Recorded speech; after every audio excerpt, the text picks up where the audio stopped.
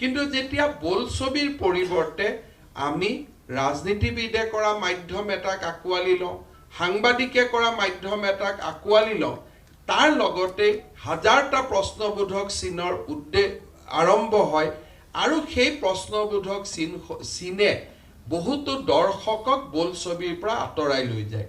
যে আমাৰ বোলছবি অভিনেতা অভিনেত্ৰীসকলৰ বাবে এখন শক্তিশালী মাধ্যম হৈছে চিনেমা। যিকোনো বস্তু বা যিকোনো সমাজৰ ডেভেলপমেণ্ট ইভলিউশ্যনক আমি যেতিয়া গ্ৰহণ কৰিব নোৱাৰোঁ, এগৰাকী বোলছবি অভিনেতা কলা কুশলীৰ দায়িত্ব যে নিজস্ব মাধ্যমেৰে তাৰ প্ৰতিবাদ কৰা আৰু কাবাক যদি কিবা যদি আমি গ্ৰহণ কৰিব পাৰোঁ, তাকো আমি আৰু অধিক ৰিএনফৰ্চ কৰাৰ মাধ্যমো হৈছে বোলছবি।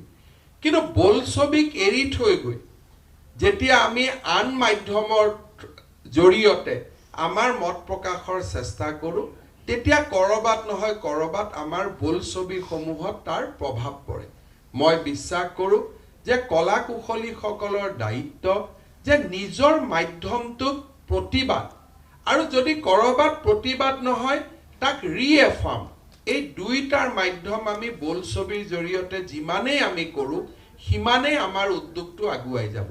কিন্তু যেতিয়া বোলছবিৰ পৰিৱৰ্তে আমি ৰাজনীতিবিদে কৰা মাধ্যম এটাক আঁকোৱালি লওঁ, সাংবাদিকে কৰা মাধ্যম এটাক আঁকোৱালি লওঁ, তাৰ লগতে হাজাৰটা প্ৰশ্নবোধক চিনৰ আৰম্ভ হয় আৰু সেই প্ৰশ্নবোধক চিনে বহুতো দৰ্শকক বোলছবিৰ পৰা আঁতৰাই লৈ যায়।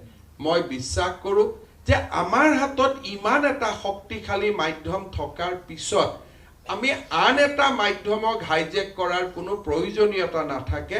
আমি আমাৰ মাধ্যমৰ জৰিয়তে আমি আমাৰ মনৰ কথা কোৱাৰ যিমানেই আমাৰ চেষ্টা কৰিম, আমাৰ মাধ্যমটো আগুৱাই যোৱাত সহায় হয়, আমাৰ মাধ্যমটো যথেষ্ট দূৰলৈ আগুৱাই যোৱাৰ বাবে এটা পথ প্ৰশস্ত হয়।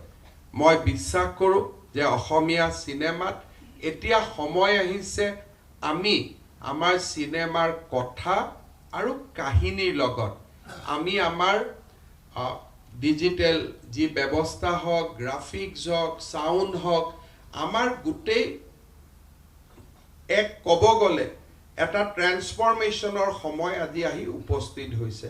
যদি দাক্ষিণাত্যৰ চিনেমাত সকলো ফালৰ পৰা সুন্দৰ কলা কৌশল যদি ৰিপ্ৰেজেণ্ট কৰা হয় আৰু আমাৰ চিনেমাই যদি পৰম্পৰাগত এক প্ৰকাৰ প্ৰদৰ্শনৰ দৃষ্টিভংগী গ্ৰহণ কৰি থাকে, তেতিয়াহ'লে সাধাৰণ দৰ্শক এজনক অসমীয়া চিনেমা এখন বুলিয়ে আমি চাব বাধ্য কৰিব নোৱাৰোঁ। বহু কেতিয়াবা আমাৰ প্ৰযোজকসকলে দুখ কৰে যে মই চিনেমাখন ইমান ভাল কৰিলোঁ, অসমীয়া চিনেমা মানুহে নাচালে। কিন্তু আমি যদি চাওঁ 2023 চনত মই কেইদিনমান আগতে আমাৰ